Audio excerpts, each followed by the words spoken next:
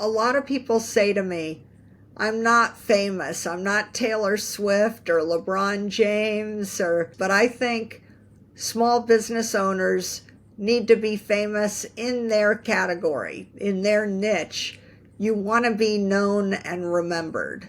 It's very important that people know what your values are, what your product or services are, how you can help them solve their problems.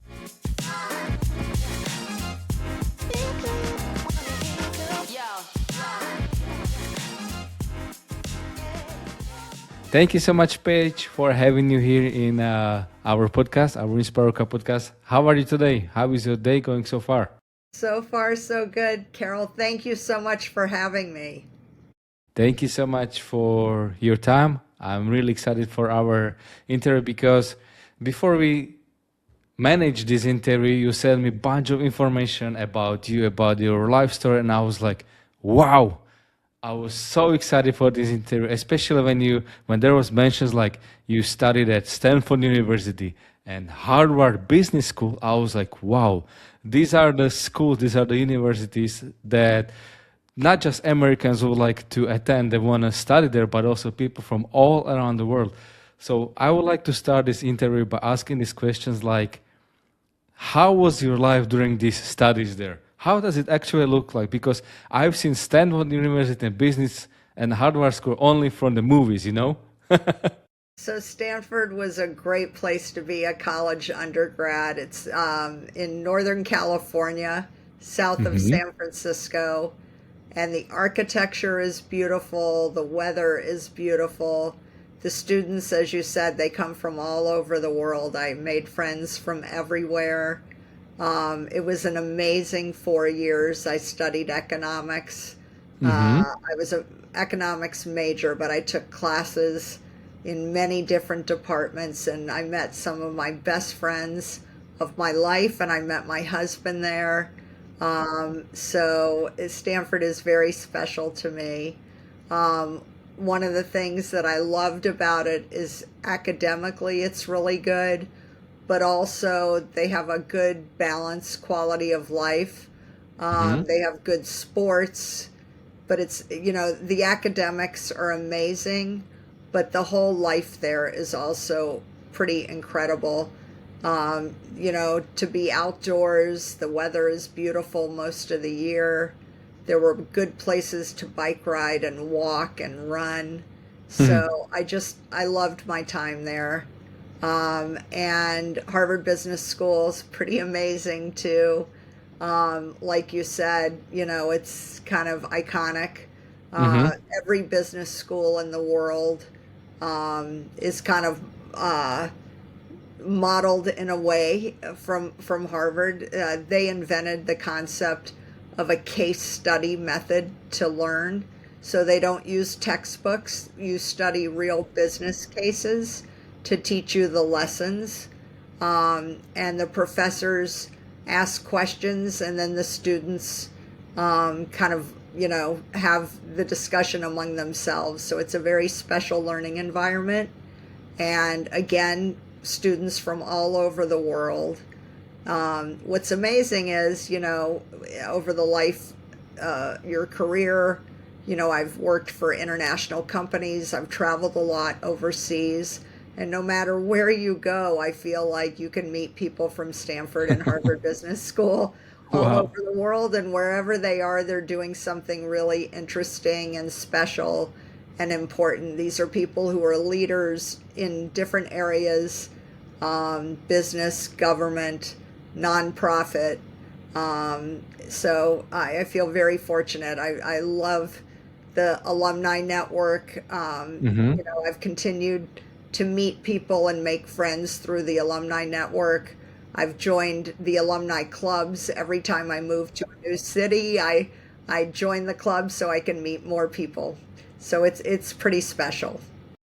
So those movies that I have seen so far, especially the American movies, they were actually right. So I have like the one-on-one experience in here. I'm so happy to hear these stories.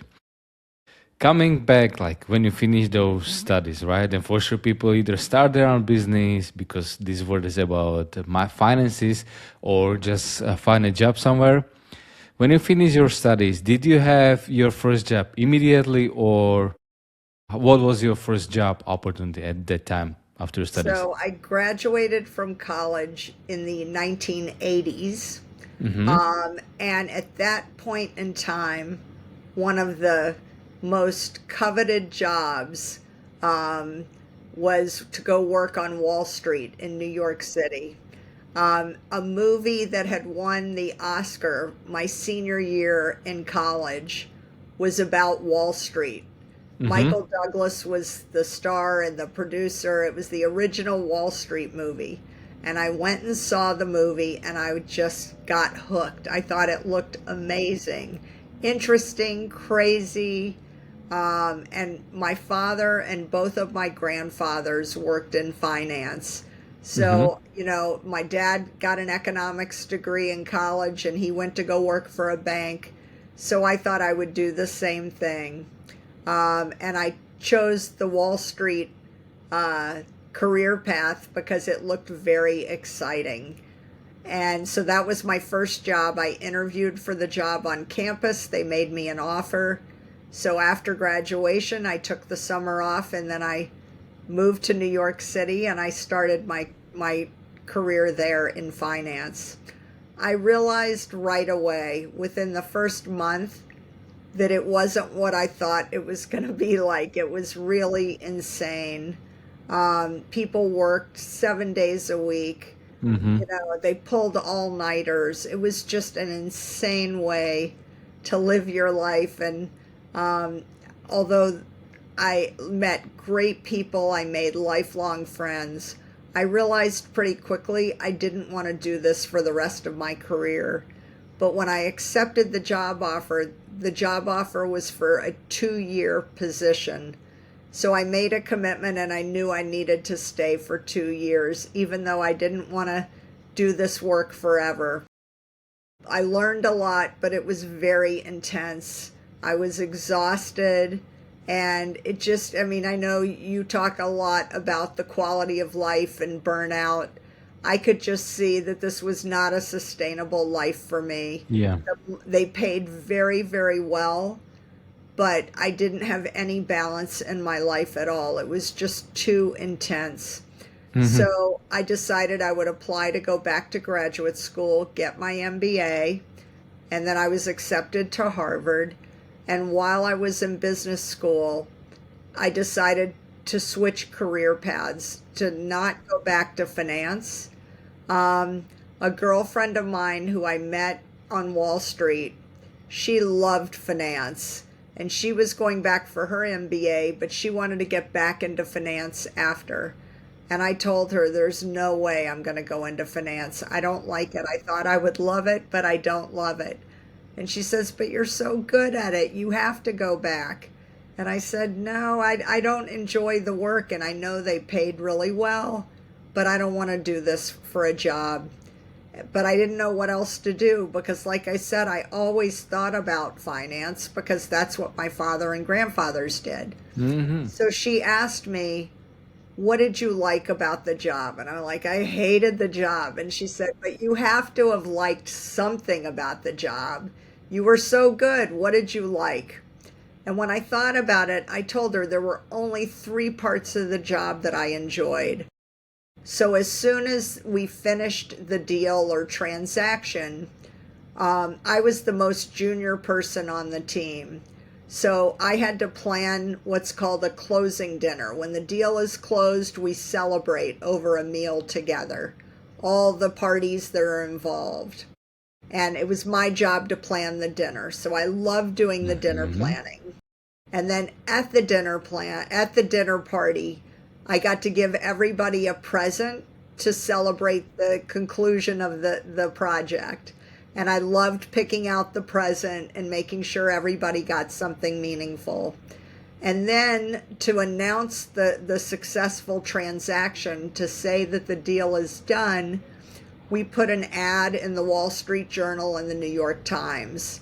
And my girlfriend said, Paige, all the things you like about the job are not finance, they're all marketing.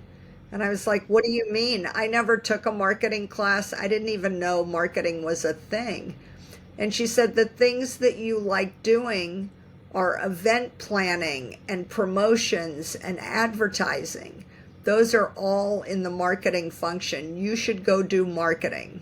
So I went back to business school, and in the very first semester, we had a required class in marketing. And I had never taken a marketing class in my life, but I did very well. I was the top student in the marketing class.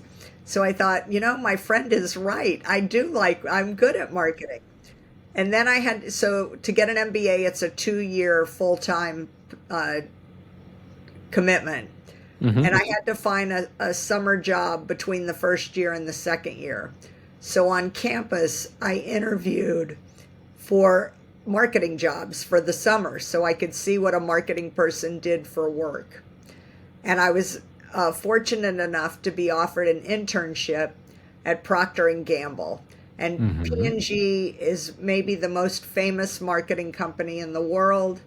Many of the products that you use are made by P&G. Tide detergent, Crest toothpaste, Pampers diapers, Bounty paper towels, Charmin toilet paper. So a lot of items that you have in your house are made by P&G. So I got an internship at their headquarters in Cincinnati, and I had a really fun summer. I learned so much. I loved the work. And at the end of the summer, they made me an offer to come back after graduation. So I went back and I worked there for 3 more years. And I learned so much because they really invented the concept of brand management, running a brand like a business. And so I got to use my finance skills and my business skills, and I learned so many good marketing skills. So that was my first job after graduate school. And I've been in marketing ever since. My first chapter of my career in marketing was at big companies, P&G, Coca-Cola, very established brands, some of the biggest brands in the world. And then when the internet started taking off, I left the big corporate job at Coke and I joined a startup no one had ever heard of before. And it was a technology business, and the company went public and was sold to Yahoo. And then I did 2 more startup marketing jobs with companies no one had ever heard of, and both of them got sold and went public. And so those were all kind of success stories, and the marketing really helped them be successful. And then when 9/11 happened in this country, the markets were very uncertain, and a lot of companies closed their marketing just to conserve their cash. So I started my own business to help companies who needed help but didn't have big budgets. I had worked for big companies, I had worked for small companies, and I knew I could help these organizations do a better job marketing. So I started my own company about 24 years ago, and I've been doing it independently ever since. Wow, that's beautiful. So it's gonna be 25 years this year. It's gonna be like beautiful anniversary. Thank you so much for sharing your story. You basically answer my questions that I wanted to ask you as a follow-up questions. But like when you started, it was in 2001, if I don't know, because that was the time when 9/11 happened. Weren't you scared at the beginning? Like, did you start also with like you had to go to the bank, ask for a loan to start your business? Because it costs some money if you want to set up a business, right? You need accountant, you need a place, you have to pay the taxes, also the, how to say, especially like here in Indonesia or in my country, you have to pay also for setting up the company, no? So I was not scared because honestly, the three startup companies that I had run marketing for, all of them had investors, venture capitalists, private equity investors. And after 9/11, many of those people came to me and said, I have a company that needs marketing help. Can you help? Because you helped my other investment and they did very well. They were successful. I need you to help this company too. And my initial instinct was, I'm not a consultant. I was an employee of the company. I'm the chief marketing officer. I never worked on an agency side. I was always the client. And after 9/11, people fired the agencies. They fired the marketing department. So they had all these marketing problems and they didn't have people to do the work. And I knew what they needed done because I had been doing it. And I knew a lot of people who had lost their jobs because they got laid off. So I had people and I had projects and I just started putting them together. I never wrote a business plan, but I almost had clients before I admitted I was starting a company. So that's a great way to start a business, honestly. And I wasn't scared because, I had been doing marketing for so long at that point. I knew the job really well. I understood the problems they had. I knew that me and my friends could help them. And so I just rolled up my sleeves and we started working right away. I built a website with a friend of mine who wanted to learn programming. She did the coding. I wrote the copy. I just figured out how to do it, but I never thought I'd be doing it 24 years later. I think if I had realized it was going to be a long-term business, I might have been paralyzed and nervous and scared that I was going to make mistakes. But because I just thought I was helping out people during a crisis, I didn't have time to really be nervous or anything. And I started the company out of my house. I had an office in my house. And I didn't hire anybody permanently. Everybody was a contractor.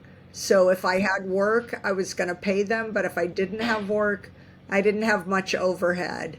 And like I said, I had 3 companies that all had very positive exits. So I made some money on 3 different exits. And so I had the money. I didn't need to go raise money. I didn't have to get a bank loan. I came up with a name, a logo, a website. And so once you're online, you're real. People don't know if you're a big company or a small company. And we just got to work and we started helping businesses, and we were very good at doing the work because everybody in the company was like me. These are people I worked with before, and they knew how to do the job, and all we needed was an opportunity. And so every client at the beginning was happy and said, okay, I have another problem. Can you fix this? Okay, my friend has a problem, or I sit on a board and that company has a problem. So we had lots of work from the very beginning. And from the first year to the second year, we quadrupled our revenue, and then the next year we tripled our revenue. Wow. And then the next year we doubled our revenue. So we started with a little business, and it just kept getting bigger and bigger. And then Harvard Business School wrote 2 cases on my business to talk about how to make a small business successful. And many, many business schools around the world use Harvard Business School cases to teach. So people were learning about my business everywhere. And then after they got their degree, they would call me and say, we studied your company. Now I need your help. Can you come help my business? And so we really had a very busy start, which was very exciting. And I started with a handful of people, and then it was a dozen, and now it's like 4 dozen people, and we're still doing it. So I think, in a way, the fact that the world was so unsettled after 9/11, there was so much chaos. The fact that we had real clients we could help and make a difference, we just started working, and we didn't have time to be scared. We didn't have time to think about, are we crazy to do this? Well. So I think in a way it's like I was prepared because I had lots of relevant experience, and I had lots of good connections, both for colleagues and for clients.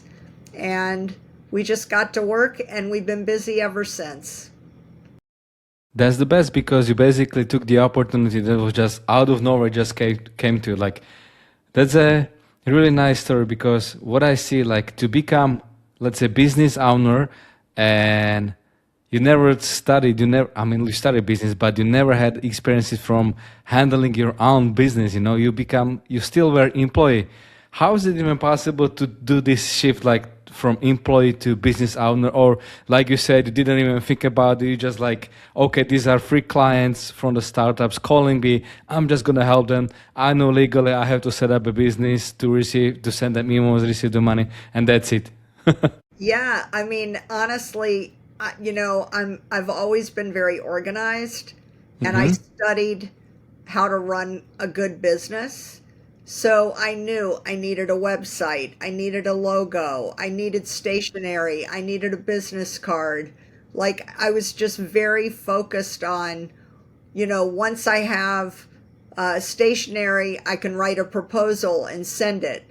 I need somebody who can run payroll so that I can pay the people. As soon as we get work, I need a business bank account. I need someone who can cut checks so that I can pay the people I'm using. So it was just a list of all the things I needed to do to get started. And then I knew once I got started, I could make everything better.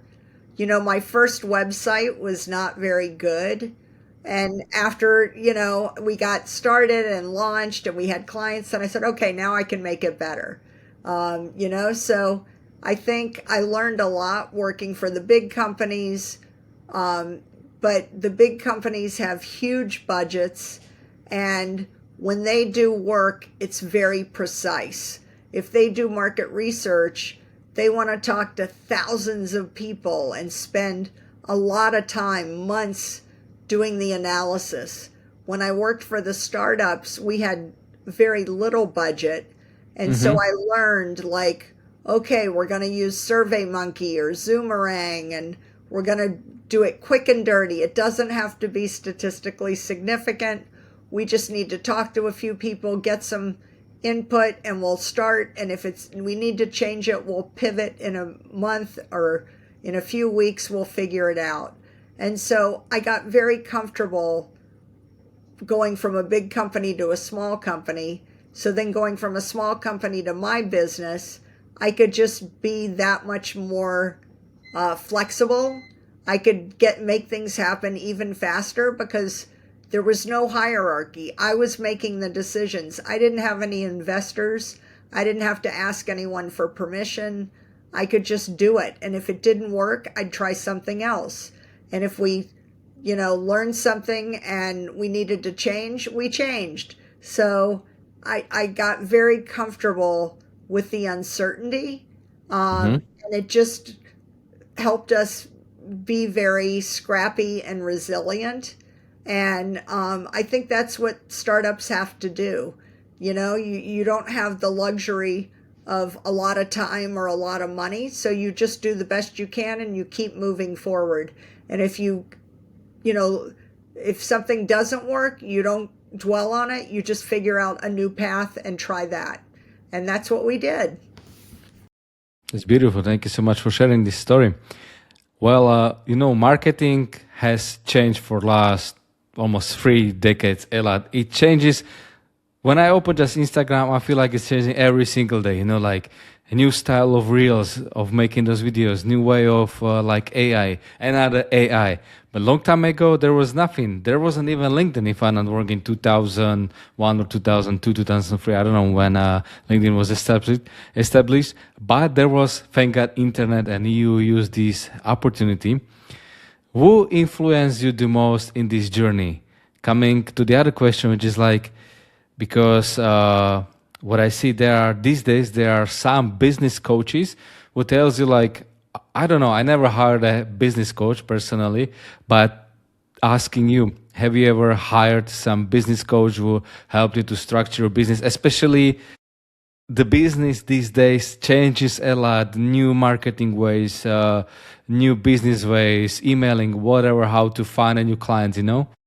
So you're absolutely right. When I started my business, there was no social media, there was no artificial intelligence. This was only part of our conversations. The deepest part come later. The full episode is inside Inspiroqa community on school.com.